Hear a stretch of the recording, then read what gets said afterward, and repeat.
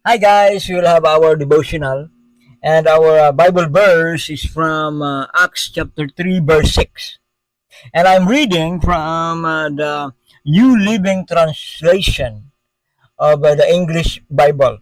And it says, Peter said, I don't have any money for you, but I'll give you what I have. In the name of Jesus Christ of Nazareth, get up and walk. A very nice verse to reflect mga kaigsunan, mag-devotional kita. Nindot kayo nga palandungon nato karon kini nga verse nga naga-remind ka nato mga kaigsunan, no? Especially nagaingon diha, no? It talks about the story of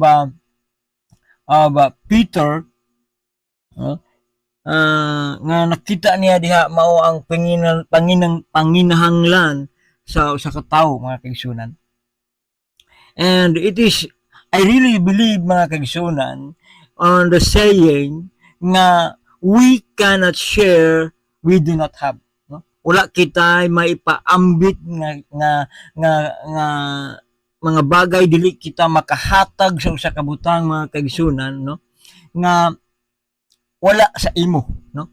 Mao kana mga advices sa mga financial, kung maminaw kita sa mga financial advices mga kaigsunan, you cannot give mga kaigsunan on the things that you do not have, no? Dili nimo pwede i-share, dili nimo pwede ihatag ang mga butang nga dili imo mga kaigsunan, no? Mao kana nga nag-ingon si Peter nga wala ako, no? I don't have any money to give, but I can give, no? Pwede na ako maihatag kung unsa ang naa kanato. Mao kana ang atong pasalamatan sa mga anak sa Dios mga kaigsunan, even though we don't have any finances, but we have the Lord Jesus Christ, no? Naa kanato, nabatunan nato si Kristo mga kaigsunan, no? The same mga kaigsunan, no? Sa atong pagtuo diha kay Jesus Christ, sa atong kaluwasan mga kaigsunan, no? We cannot share the gospel of the Lord Jesus Christ if mga kaigsunan kita mismo wala nato madawat ang kaluwasan nga gihatag libre by grace through faith alone mga kaigsunan nga gihatag ni Ginoong si Kristo alang kanato. The same no, kini nga bakul nga mga kaigsunan, nangayo siya o limos mga kaigsunan, and mao kana lamang ang iyang gitawag nga paglaom, no? A hope, nagapangayo siya and nagapangita siya og kindness, nagapanuktok, no? Usahay kita nakita sa mga sitwasyon mga kaigsunan nga we are needy, no? Makasabot kita ni ana sa panahon nga kita nanginahanglan, no? That's why we need our tawag nga survival, no? We need, no? Muna nga mga kaigsunan ang ginatudlo nato isip mga anak sa Dios. Christianity teach us to be kind mga kaigsunan, nga mahimo kita nga instrumento sa pagtabang mga kaigsunan. Sometimes yes, it does not mean nga magtabang kita financially. Yes, hindi kailangan nga magtabang kita on a financial monthly basis, kundi a simple showing our concern and prayer to somebody. No, dako kayo na siya mga kaigsunan nga naga-emphasize nga si Peter and John, no? Wala nila neglect mao ang ilang duty, no? First, no? Ilang pagpakita sa ilang pagka matidamangon diya mga kaigsunan, no? Di na to makita, no? Adunay book nga nabasa na to diya mga kaigsunan nga describe niya, no?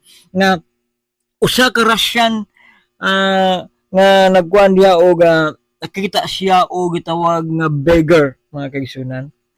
Wala siya maihatag sa beggar. Ingon siya, I'm sorry brother, I have nothing to give you, siling niya. But the beggar thanked him because saying being called a brother was a worth of silver. Ibig sabihin mga kaigsunan, ang usa di ay kapulong, no? Nga gusto ta siya mutabang, gusto siya mutabang sa usa ka tawo nga magigilimos apan pareho sila, no? But no, ang ingon niya brother, the word itself nga nakahatag og paglaom nga aduna di ay siya friend that called him a brother. Mao'y mas precious siya more than silver, no? Mao kana nga gipakita pod ni apostol sa mga apostles, no, nga ilahang gitabangan ang mao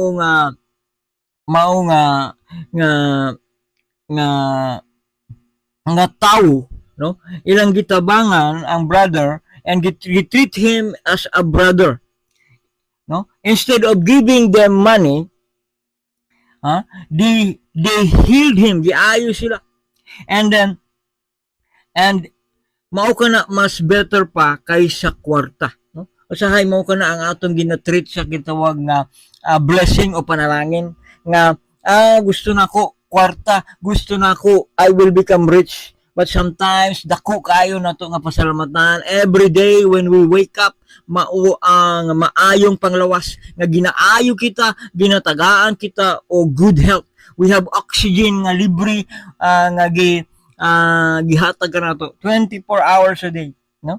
Money nga instead nga money ang atong nga ginakuha nato kundi ang presence, ang maong presensya sa Dios sa atong kinabuhi, no? Mao kana ang giingon diha, no, sa atong verse, no, nga mabasa nato dinha, no? Even though ingon niya ni Peter diha nga I don't have any money but I'll give you what I have.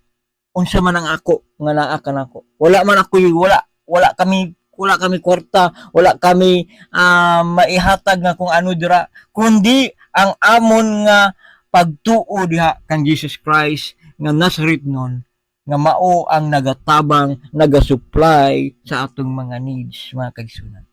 Daghang salamat, mao kana ang atong devotional and daghang salamat.